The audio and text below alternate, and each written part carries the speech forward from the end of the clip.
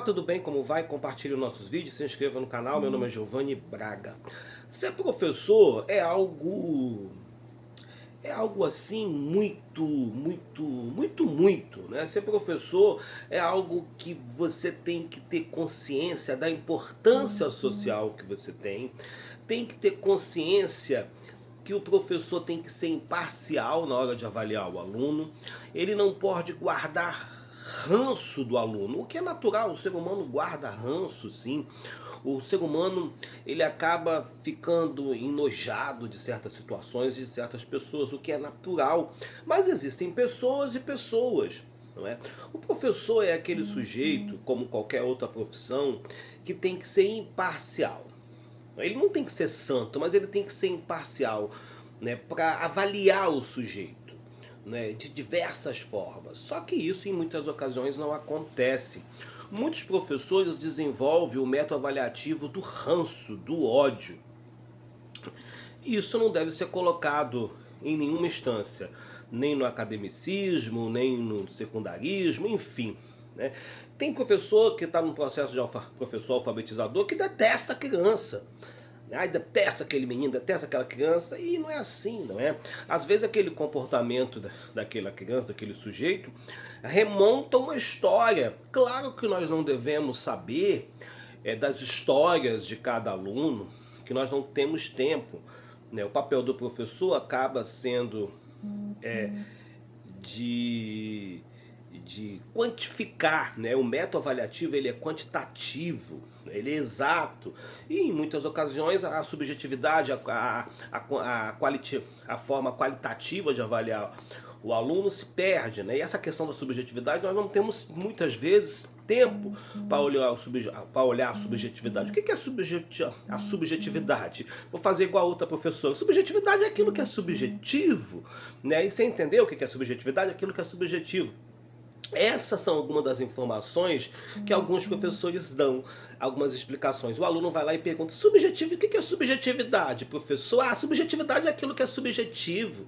Isso é explicação? Pode ser que sim, pode ser que não.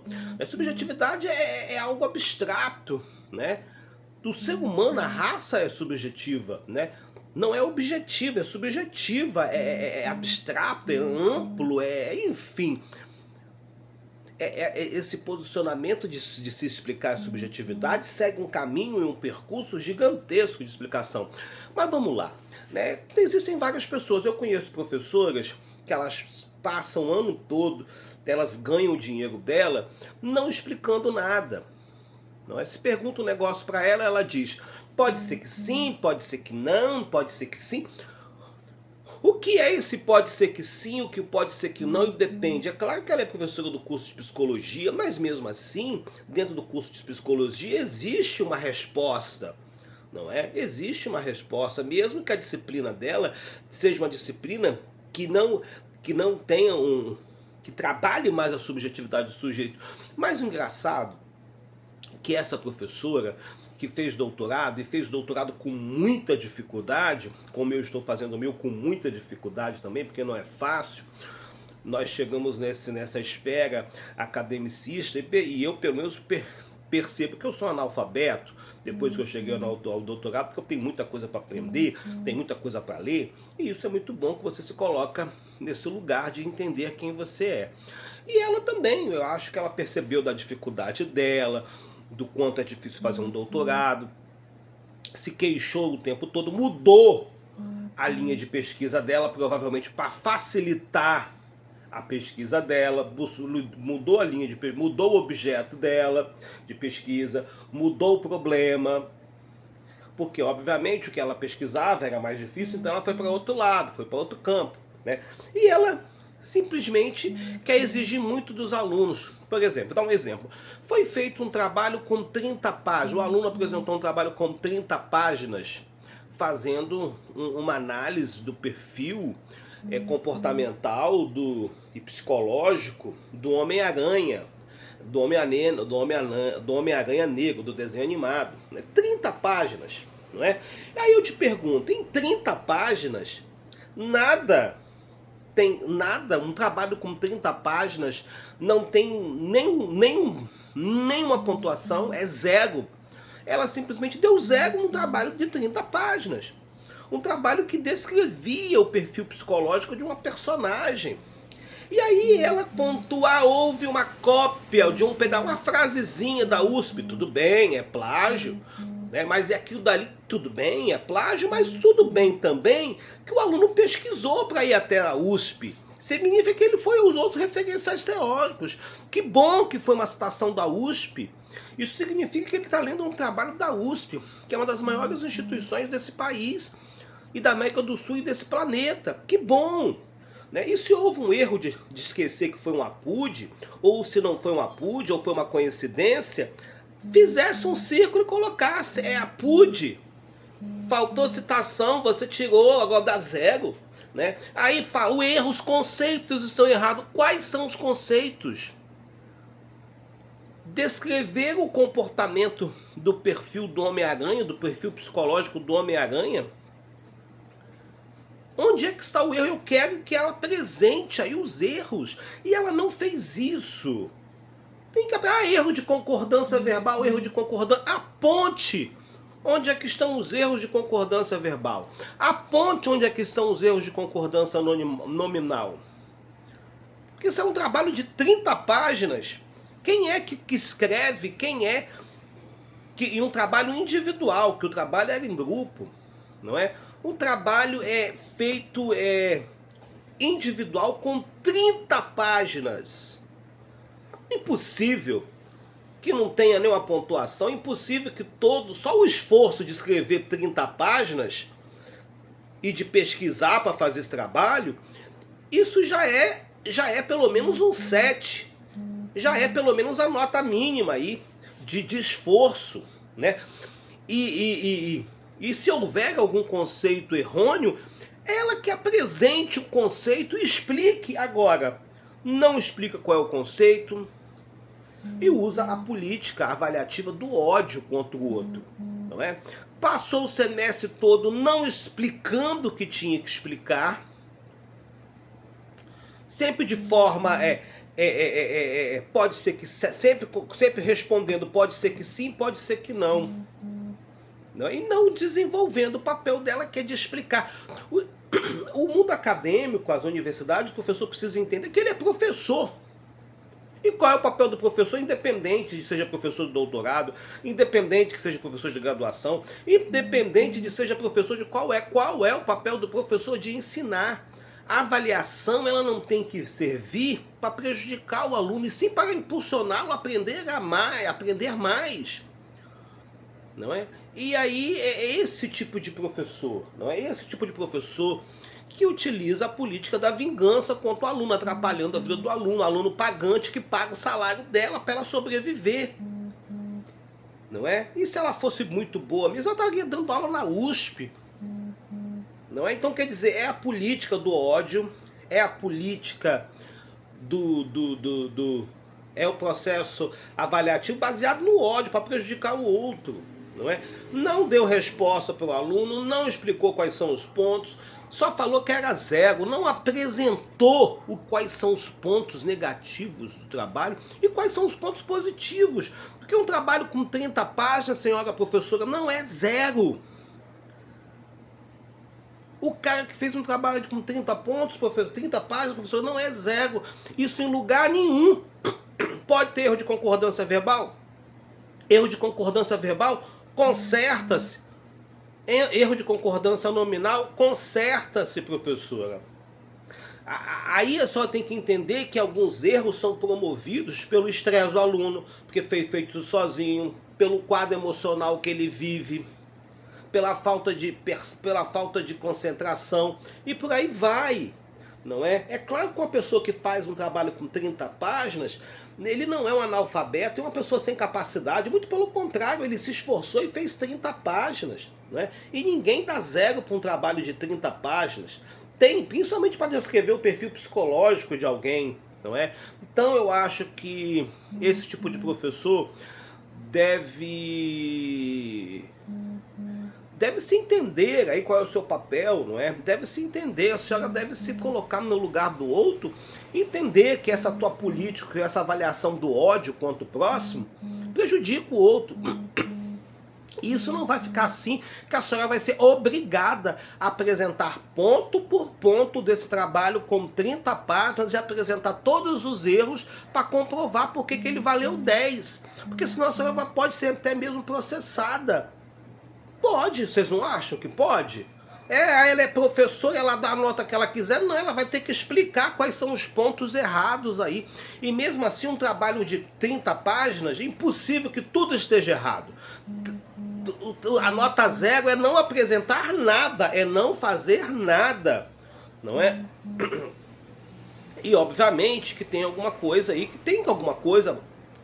que vale a pena, não é? E então é isso. Você percebe que alguns textos são iguais, alguns trabalhos que são feitos em grupos, né? Grupo de 7, 5, tiraram 10 com trabalho mínimo. Quer dizer, é injusto. Uma pessoa que fez um trabalho sozinho e a outra que fez o trabalho em grupo. Então esse tipo de comportamento de professor aí, esse método avaliativo que é através do ódio, da implicância, através de tentar prejudicar o aluno, isso não deve existir no academicismo em lugar nenhum. Né? O professor é um agente de promoção do conhecimento, é um agente de impulsionar o outro a seguir o caminho. Se a senhora não está satisfeita com o aluno, entenda qual é o seu papel. Ele está pagando a mensalidade, ele paga seu salário, né? Eu não estou falando que vai passar a pessoa sem saber nada, sem fazer nada. O problema é que um trabalho com 30 páginas não pode ser nota 0. Né? Aí tem essa questão, existem outros professores também que utilizam o slide, que é o que todo mundo usa, o slide, tudo bem. Mas o slide vira a muleta deles. Se tira os slides, eles não sabem mais de nada, eles não fazem mais nada, eles não entendem mais nada, eles não conhecem mais nada. Isso significa que não tem domínio do conteúdo. E slides com qualidade de imagem péssima e com fontes pequenas que não facilita o processo de conhecimento, não facilita a visualização, não facilita o processo de aprendizagem. Esse pessoal precisa entender que o slide tem que ser uma fonte grande, tem que ser algo que faça o outro ver até da última cadeira, e vocês não sabem fazer isso. Vocês fazem uma fontezinha desse tamanho, com preguiça de fazer vários slides, e aí quem está atrás não consegue ver nada. Vocês precisam ser treinados para isso. Nós estamos pagando para isso. E aí, professora também que você faz a pergunta para ela não sabe responder. E quando você pergunta, ela fica com raiva, ela se faz de vítima. E quer prejudicar o outro porque ela sabe que ela está saindo da zona de conforto dela e está sendo provocada a estudar mais para trabalhar, porque professor também estuda para dar aula. Então você não pode fazer perguntas, e existe, né, você não pode fazer pergunta nenhuma. E aí quando vai fazer uma prova, faz uma prova cheia de pegadinha, uma prova super difícil, que a prova é o seguinte: em muitas ocasiões a prova que o professor faz não representa aquilo que ele falou em sala de aula. Às vezes o conteúdo é o mesmo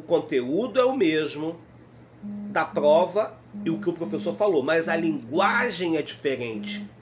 Percebe-se claramente que aquela prova que foi aplicada é uma prova que ela tirou não sei da onde. Ah, é prova de concurso que vocês precisam aprender. Não é, ninguém ali vai fazer concurso público. E vocês estão plagiando provas de concurso público. Ninguém vai fazer concurso público. O aluno do concurso público é diferente do aluno academicista. O raciocínio é o outro. Quem vai fazer concurso público já está preparado para aprender a fazer o concurso público. Já estudou, já tem conhecimento, já conhece as malícias, as pegadinhas das questões que foram feitas totalmente com o único objetivo de levar o aluno ao erro, que é uma avaliação classificatória, diferente do academicismo, de quem faz graduação. Essa avaliação ela não deve ser punitiva e não deve ser classificatória, ela deve impulsionar o aluno a aprender mais. E isso não acontece com esses professores despreparados que foram para o mundo acadêmico como a única forma de sobrevivência, porque não conseguiram se estabelecer no mercado de trabalho, ou conseguiram se estabelecer no mercado de trabalho e ganham pouco, e aí foram para a sala de aula Ninguém vai falar, eu amo dar aula, eu adoro estar todos os dias aqui. Você não... Pode acontecer? Pode. Então, eu não estou dizendo que vamos banalizar o processo de desenvolvimento acadêmico, o academicismo. Vamos banalizar o processo de desenvolvimento. Não é isso que eu estou dizendo. Eu estou dizendo apenas que a avaliação, o método avaliativo, a avaliação promovida na sala de aula pelos professores acadêmicos, tem que impulsionar o aluno a aprender mais e não ferrar com a vida dele de impulsioná-los e levá-los ao erro. A quem interessa reprovar o aluno, a quem interessa levar o aluno ao erro, a quem interessa fazer uma questão cheia de pegadinhas, em que o sujeito vai ter dúvidas, como qualquer outro. Pegadinhas em que está lá a palavra sim ou não, pode ser que sim, pode ser que não, que é assim que muitas dessas professoras nojentas dizem, pode ser que sim, pode ser que não. E aí elas podem ter todas as dúvidas possíveis. Agora, o aluno não pode ter dúvida. Ela que tem 300 anos lecionando a disciplina, ela pode ter dúvida. Agora, o aluno que está tendo um encontro agora com a disciplina, ele não pode ter dúvida. Ela pode responder, pode ser que sim, pode ser que não, ganhando dinheiro, recebendo para dar uma resposta consolidada, uma resposta científica, e ela não dá e diz pode ser que sim, pode ser que não. O aluno tirando dinheiro da sobrevivência dele, tirando dinheiro do bolso dele, pagando faculdade, tem que ter resposta científica para tudo. E ela que já tem doutorado, e ela que já conhece a disciplina, que já conhece, já tem experiência, ela não tem resposta consciente. O pode ser que sim, pode ser que não. Por que o aluno tem que ter? O aluno que está tendo um encontro agora. Vocês estão entendendo a loucura que é isso? O aluno que é pagante, que tira o dinheiro do bolso, que sustenta a faculdade, que paga o salário dessa gente, não pode ter dúvidas. Tem que saber de tudo muito certinho. E ela, que recebe o pagamento dela para sobreviver, que compra o pão de cada dia dela, na hora de responder uma coisa, diz pode ser que sim, pode ser que não, e vem exigir muito do outro. Vem exigir muito do outro, para ferrar a vida do outro. Então, a quem interessa esse método acadêmico de querer ferrar a vida dos outros? A quem interessa? Então nós temos essa questão. Vou dar um outro exemplo também de um trabalho que fugia totalmente da ementa, um trabalho que não tinha nada a ver, que era um trabalho de vídeo, áudio, em que a professora Messi pedia que o trabalho fosse feito de forma valorizando a produção audiovisual, valorizando a estética audiovisual, valorizando o roteiro, e isso não tinha nada a ver com a ementa, nem do curso, e nem da disciplina, porque nós não estamos fazendo comunicação social. Não é rádio, TV, não é comunicação social, não é produção de áudio e vídeo. Nós não estamos desenvolvendo e aprendendo essas habilidades para produção de estética audiovisual, senhora professora. Então ela exigiu que o aluno fizesse um vídeo sobre produção externa, um vídeo sobre o conteúdo da disciplina dela. Foi feito esse vídeo. E aí passou-se 15 dias, 300 pessoas assistiram o vídeo, e só depois de 300 pessoas terem assistido esse vídeo, ela vem dar o feedback, ela vem falar que o vídeo ficou ruim, que é isso. Quer dizer, se o vídeo ficou tão ruim assim, ela tinha que dar uma resposta imediata, a partir do momento que o aluno posta um vídeo. Ela fez um canal no YouTube para que os alunos postassem esse vídeo no canal dela, para ela ter visualizações para ela, para eles. Então, quer dizer, ficamos escravos produzindo vídeo para que ela virasse a famosinha do YouTube. Né? Os famosinhos no YouTube através dos nossos esforços. E aí foi feito esse vídeo, foi postado na sexta-feira. No sábado ela já era para ter dado feedback: esse vídeo não ficou bom, vamos tirar do ar. Mas não, ela com preguiça, ela não deu nem atenção, o vídeo ficou lá um tempão. Ela só veio falar que o vídeo ficou ruim há 15 dias depois, fazendo observações fazendo observações, exigências que fogem da ementa do curso dela. Ah, você leu, você ficou lendo no vídeo? Sim, leu. A pessoa estava lendo sim, porque ele não tem domínio do conteúdo. Se a senhora, que é professora, na sua sala de aula, quando você está dando aula, você lê os seus slides o tempo todo, agora por que o aluno que não tem conhecimento, está aprendendo a disciplina, está conhecendo a disciplina, está amadurecendo, não pode ler uns slides? É até bom que ele vai reforçando o conteúdo, vai decorando, vai codificando melhor o conteúdo e lendo. Se a senhora entra em sala de aula todo dia, vai ler seus slides, por que o aluno não pode ler? E aí, houve aquele deu uma nota baixíssima para prejudicar o aluno, é a avaliação do ódio, é a avaliação da implicância contra o sujeito, porque quem fala a verdade incomoda.